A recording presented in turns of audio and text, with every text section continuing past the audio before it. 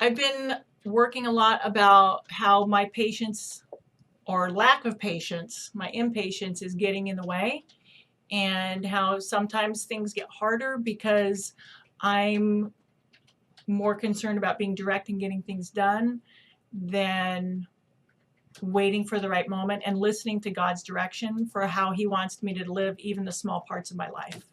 So I was talking about this with my coach, Chris, and he asked if it would help to just talk with me about it on video, and that's what we decided to do today.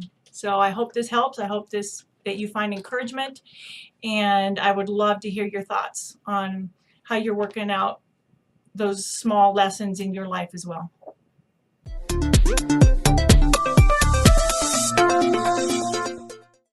Well, look, Sandy, I want to dive into something you said in an email to me the other day, and I sort of want to explore this, what you're learning in life right now about it. I think what you said addresses a couple questions or things that we see in humanity that don't always serve us as humans, and I think that deals with impatience. I think a lot of us are impatient, and I think we also have a desire to live a blessed life. Right. And I think what you said in your email really got to some of that, what you're learning right now in life. So what I'd like to do is kind of go through that, if it's okay, and have you share your story. Absolutely. With me. Okay. So you said the other day that you have a tendency to push for a direct answer right away, and that you're working on not having to, have answers immediately. Mm-hmm. I want to know more about that. Give me some of the backstory on that. You bet. I am a fairly direct person, and my experience is that when I am proactive and when I take the initiative, that things usually go better. And most of the time, that's a good thing. I'm also learning that as a skill set can be overused, and sometimes I'm hearing the Lord tell me to hold back and to wait. And it's not that He doesn't want me to do something, but He just wants me to be patient, maybe get somebody else on board with me so that I'm not going it alone, and that way I don't have to shoulder it all myself.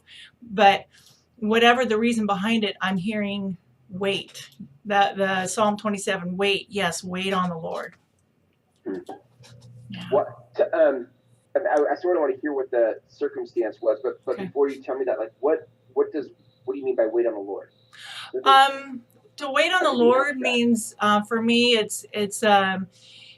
just means that maybe His timetable isn't my timetable. That sometimes I have good ideas. A lot of times I have good ideas, but maybe it's not the perfect time, or maybe I haven't found the right way to put something, or maybe somebody's not quite receptive to me yet.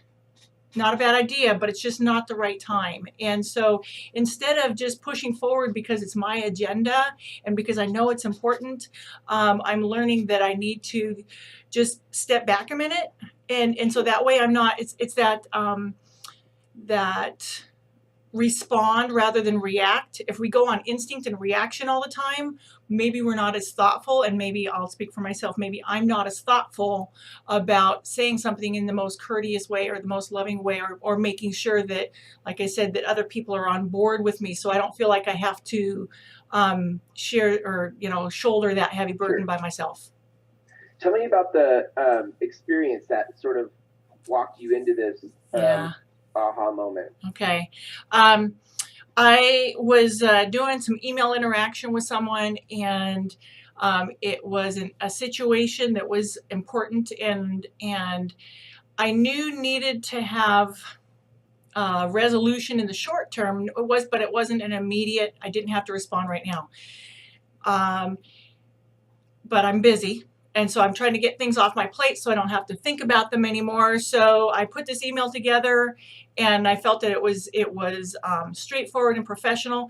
But there was one other person that I felt, it'd be good if I had if I ran it by this other person first, because that way we're together on this. But you know what? I'm not going to have time to do that because this schedule constraint and that excuse me. and Yeah. that schedule constraint. So I'm just going to hit send because this is good. It says what it needs to say, and I'm just going to do it. Right. Yeah. The problem was that because I feel like because this has been the lesson, and I did get a very direct, I felt like I got a very direct word from the Lord previously that I needed to be very patient in this situation with this person. As soon as I hit that send button, I just knew that wasn't what I was supposed to have done. And the remorse was immediate. And I just felt sick.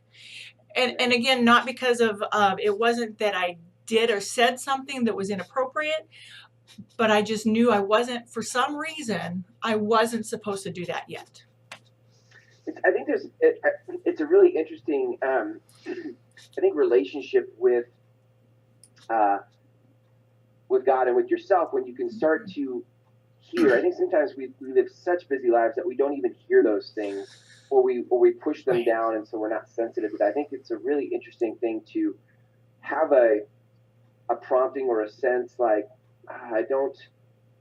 there's something that feels like I should wait, but I'm so busy, I can't, there's no way I can wait today. I'm going to send it anyway. And then we send it. I'll wait tomorrow. I'll learn to wait tomorrow, but today I need to get this stuff done. All right. Yeah. Right. I don't have time to wait. I have stuff to do. Yeah. Right. Yeah. Yeah. And I think one of the things that's interesting when you come from a spiritual worldview, when you see the world through a spiritual lens, and it's not just you living your life, there's other things at play. Right. It's very interesting to start to walk in harmony with that, that you could listen for a prompting like that and then be like, okay, I guess I'm going to trust that. There's a faith piece to that. There's a trust that happens where you're like, okay, trust that if I don't send this, like, one, I won't forget about it because I need something needs to happen. Right. And two, that something better can come of it, you know? Right. So tell me about what happened after. So well, immediately I knew that I shouldn't have done that, like I said, and so I texted this other person, and this other person happened to be my husband actually, and I said, I just texted, this is what happened, and I don't feel right. I feel sick, and his immediate response was, well, then if you did something wrong, ask the Lord for immediate forgiveness, and ask Him for direction and for wisdom on what to do next, and then just start praising Him because He's amazing. And I did, and I was right here in my office at my computer, but nobody else was in the office with me, and so I did. I just dropped my head in my hands, and I said, Lord, I am so sorry. I didn't listen again, and please forgive me. And that's all as far as I got, and I just got this wave of love, and and it was just like God saying, I'm here. I really am. And you just have to wait. It's okay. And so I just, I asked Him, Lord, give me direction, help me to hear what to do next. And you are amazing. Thank you so much. Lord, I'm so blessed, and you are so good. You are so good. And I just knew at that point that was the most important thing for me to learn and to hear at that moment, is that that He's with me, and that when I hear that nudge, listen, because it's going to bless me. It's going to bless me. I think there's something else in there that that I hear that I think a lot of times can get. I think a lot of times when we feel like we should, either somebody says to us we should ask for forgiveness, or we feel like we should ask for forgiveness, we tend to then make ourselves wrong, so that we stay in this place of guilt rather than. Right. I think what I hear when you say it, when you share that story, is that there's an acknowledging of who God actually is and receiving the love that comes with that, rather than staying in a place of, rather than being a martyr and staying in a place of guilt and shame and whatever a lot of people, I think, do when they go to the forgiveness place. Right. I really love that you can quickly, right? I mean, that's what I hear in the stories. It quickly went Yeah. from like just acknowledging that you acted before maybe you acted outside of what you felt your prompting was, and then Right. you were immediately filled with just love, like it's okay, like, Right. and you Right. moved on. Yeah. I've never felt like God was somebody waiting to bludgeon me with my mistakes. Yeah. And almost it's like, yeah, he wants me to see them, but then he's going to kind of chuckle and go, yeah, here we are again. But you know what? That's okay. And I knew you were going to be there, and I'm here for you. It's all good. I think the other piece of that too is the whole bludgeoning with your mistakes kind of a thing is like it's you look at this actual story you're telling, like it's not even like that was I think some people listening to this could be like, I mean, really, like you send an email and it wasn't even something that was like a nasty email. No. You sent an email like in a time zone that you felt like you shouldn't have. Like, really, do we need to ask for forgiveness for that? And not only do we need to ask for forgiveness, but do we need to even care? Do we need to even check in? Right. So maybe I don't want to finish your thought. Go ahead, Sandy. I mean, that sounds like a little bit like that's a little extreme. Right. So what do you say to that? That's a good question. That's extreme, and what do you say to that? What I have found for me is that the more that I can get into a moment by moment relationship with Jesus and specifically the Holy Spirit, the more I can be in a moment by moment awareness of the Holy Spirit talking to me and responding, that is when I know my heart is soft enough that I can actually hear the best plan he has for me and the blessings and the love that he has for me. And if I can stay in that position of love and connection with the Holy Spirit and what amazing, powerful God that is, holy smokes, that's where I love to be. Yeah, that's when that's when I have power. And that's when I can share that with the people around me and be really, really real with the people around me, that's when we all grow. I just think that points to a relationship that is so rare. I just think most people's relationship to their faith or their spiritual life doesn't get to that spot where they've actually experienced the presence of God. They actually just, and maybe because they haven't softened their heart enough to get there. But I think what you're saying, which I love, is just the dynamic relationship that you can have in that, and that's what makes it worth it. It's not like it's not a set of rules to follow. Oh no. And it's not forgiveness because I broke a rule. No. It's think of it this way. It's like, your spouse or a friend or your child or a coworker, and maybe you left something in their spot. Maybe you ate a food that somebody else was hoping to have sitting there in the fridge when they came home. It's not that one thing is that big, but that's the relationship, and just to know that you're listening and honoring that person. That's relation. Isn't that real relationship when you're really on that level with somebody that it's the nudges that you pay attention to that's when you actually have a connection there. Yeah, that's good. It's really good. I love that. I leave eggshells. If I leave eggshells in the kitchen, it just drives my wife nuts. She's like, would you just throw the eggshells away? I'd be like, man. So now I'm well trained now. I just know that if she's in the kitchen, I'm like, hey, I'm gonna throw those out in a second. Or sorry, I left those there. I'll get those in a second. I'll get that. I promise. Yeah.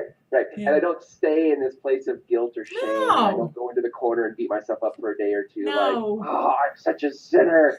I left the eggshells. I'm such a bad husband. I can't throw away the eggshells. Right. Yeah. No. Right. No. That's really good. I like that, the way that you frame that. It's good. Yeah.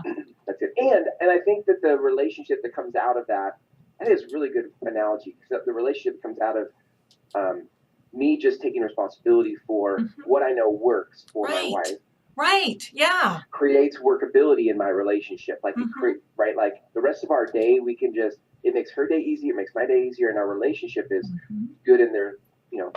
Yeah. So how did, take me to what ended up happening out of this little fiasco of, that situation passed. That situation passed, and so I'll pick it up. I think it was the next morning.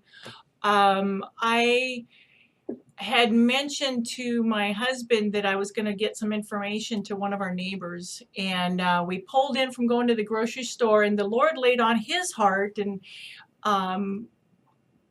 the Lord laid on his heart that he would take the groceries in and let me go take this information, this pamphlet over to our neighbor. And I was like, great, thanks. And I went and had a good conversation with my neighbor, and we'll see where that goes as far as business wise. But just really felt like that was a great appointment, and I hadn't even thought about taking that moment to go drop this off. And so when I came back into the house and I told Don about what a great conversation it was, he's like, the Lord set that up, and he told me, you do this for her. You take the groceries in for her. Give her a chance to go do this for business. And so he set that up, and I was like, that was one of those aha blessing moments when the Lord just laid on my heart that, you keep your heart soft to listen to me. If you listen to me in the times of being obedient, you're going to keep that heart soft so that you can hear me when you have a time for blessing. Because if you don't hear me, you're not going to, if you're not hearing me, period, or if you're not learning how to obey, obeying isn't always about just obedience. It's about learning, oh, that's right, you have a good heart for me, so I want to follow what you have for me. And then he can bless me on the other side of that. So that was important. It's funny, when I first heard you share the experience with me, I was sort of thinking there was a connection between you, the email, and then what happened the next day with the person. And what I'm realizing now is actually it was just the common thread is that with the email you didn't listen, and we don't know what blessing could or could not have come from you waiting on that. Don't know. The next day you had a moment to listen, and you did, because you didn't have the excuse like, well, I'm too busy to go across the thing, and I got to take in my groceries, and I got to unpack my groceries before they get warm, and but in that moment you had a softer heart than you did the day before. You listened, and that actually turned into blessing for you in terms of, in the form of business. Yeah. You didn't expect that. You didn't go over there going like, I hope this turns into business, but you went over there and it turned into business because you heard the prompting and you obeyed at that time. Right. That's well, what you're saying. Right. Well, and that not only did I do that then, but it also started with it was actually Don that was being prompted by the Lord at that point. And so because he said, oh yeah, I can take those groceries in for my wife. I don't have to, make her help out with this. So it doesn't necessarily have to be at that point. It wasn't so much that it was my prompting or my heart. It was really watching his heart at that time. And I've had other times too when I do listen and I'm blessed. But this was such a connection, such a time connection. This day I didn't listen. This day he did listen, and it also chose to bless me. Just evidence of a soft heart listening for the Lord's voice. Right. Yeah. Wow. Yeah. So here's the, ultimately, I think where this becomes helpful for other people, and the whole reason to go through the conversation together and capture it like this is that it would encourage or inspire others in their journey. How it feels to me like what I would want to know listening to this is, how do I listen? How do I hear that prompting? Because that's the difference maker for me in that relationship or in blessing or anything. So The times when I felt like that I've really been able to hear him have been the times when I have really sought him. Both, if I'm not reading my Bible, then I'm not getting his words into my head and into my heart. So just knowing, in order to recognize somebody's voice, you have to hear it. And you have to know it's them. You can't, if I don't ever hear my husband's words, I'm not going to recognize it when he speaks. And for me, taking that time to be alone with him kind of sets me up for being ready to hear it. So both, I don't know if that makes sense yet. Yeah. Does that make sense? Well, Because now I'm kind of removing myself. I'm saying, I'm going to hear him in the middle of the day. But in order to hear him in the middle of the day, I have to set aside time to hear him in the morning. I understand. I think there's a,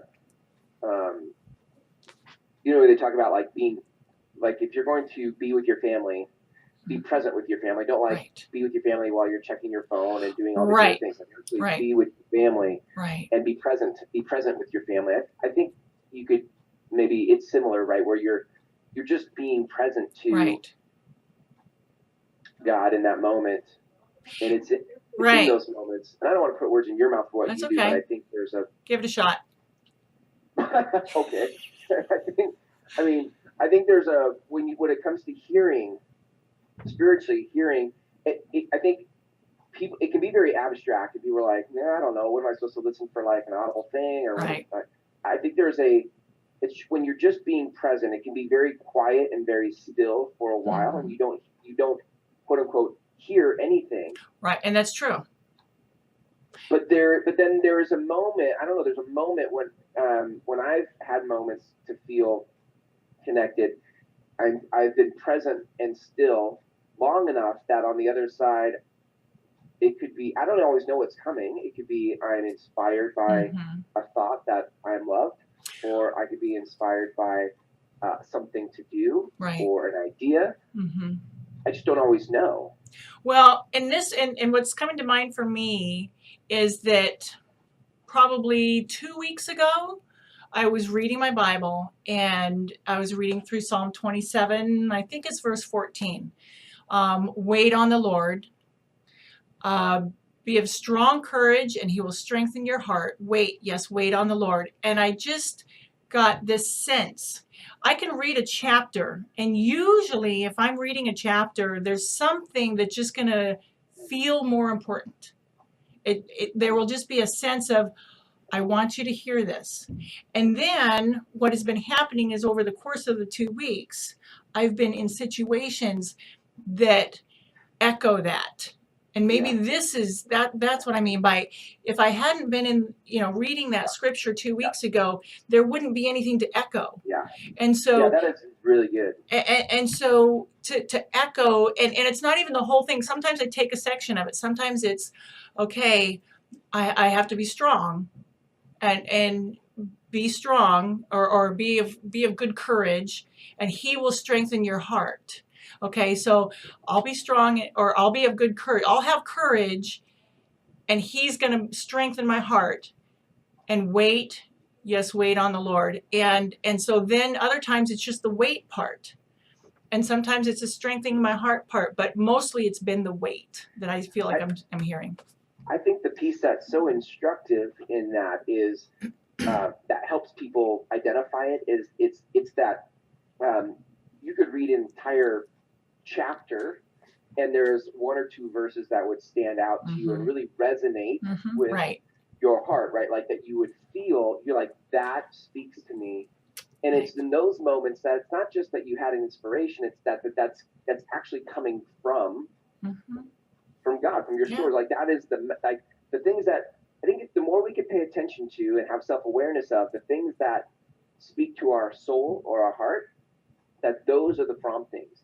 And the second thing you said in that was not just what you felt as you read it, but that over the course of the next couple of weeks, you kept having this resonating message of wait, wait, and it kept I say coming up that to my me. dog, not to interrupt, but I feel like sometimes the things that I use to teach my dog are the same, and even in that moment, I feel the Lord laughing with me because yeah, I say the same thing to you. Wait, wait, yeah.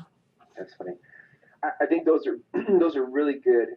I mean, that's answering my question. The question Okay. is, how do I know uh, what that sounds like, or how do I sense that? And I think it's so. I know in my life when I've had those promptings, I've come to know what that sounds like and Right. feels like when I get those types of when I resonate with a particular message that way. I know that where that comes from, Right. and then I can see it over time. And over time, as I live my life out, and I hold to the thing I was told, right? It's like those things where you have like life verses. Oh You used yeah, to have, right? I used to have life verses. absolutely. I'd be like, this one, Yeah. I could just cling to this one forever, and it would always speak to me. And Yes. you have those things where you just carry them forward in your life. And anyway, now I'm rambling, but I think that's the takeaway though is how do we, when we can live more in tune with on a moment by moment basis our source, when we can be in touch with God moment by moment, where that leads could be such a blessing, and we don't even know where that can go. But soften your heart, and life is better. Life is better. No matter what is going on, I can say I am blessed, and that's really important. So, yeah. Anything you'd want to leave? Anybody watching, listening to this? Anything you'd want to leave them with? I'm not sure of a wrap up as much as just this is just where my heart is. I love to share how I can, how my faith is impacting what I'm doing on a daily basis, whether it's in business or whether it's with family. And that's just where my heart was today. And that's, I'm not perfect. I say that all the time. I'm not perfect. I don't do this perfectly. And if I can keep my heart soft to just keep getting back up and going, okay, Lord, what do you have for me? It's just better. So. Well, I would say maybe in some ways in 2015 in a digital age, in some ways I sort of can hear like Paul say, let's not give up meeting together. Yeah. For the sake of when you share what you're learning in life and how your journey evolves and what you've noticed, sharing that with everybody watching this is a form of meeting together and simply sharing, hey, this is what I'm learning. It would be interesting for people watching us to share what they're learning, like if there would be some form of digital meeting together that encourages one another's journey. I would love that. Yeah. To live a more connected life, and I think what's cool is that you're taking some initiative to share that. You don't need me to say that, but I mean, I think it's cool that, look, it takes some vulnerability and to share from a spiritual place, because one, that's so personal, but two, that you take the risk of somebody having a different way they see it and offending somebody. And so a lot of people just play their cards close to their chest. They don't share that stuff. And as a result, we don't get to have the encouragement from one another because we're not sharing it with each other. And so I think it's cool that you have some vulnerability and courage to share what you're learning with other people. And hopefully that encourages others to share it back with you. Thanks. I would love that. I would love to hear. Cool. Awesome. Great stuff. Well, thanks for sharing. Thanks for letting me, absolutely.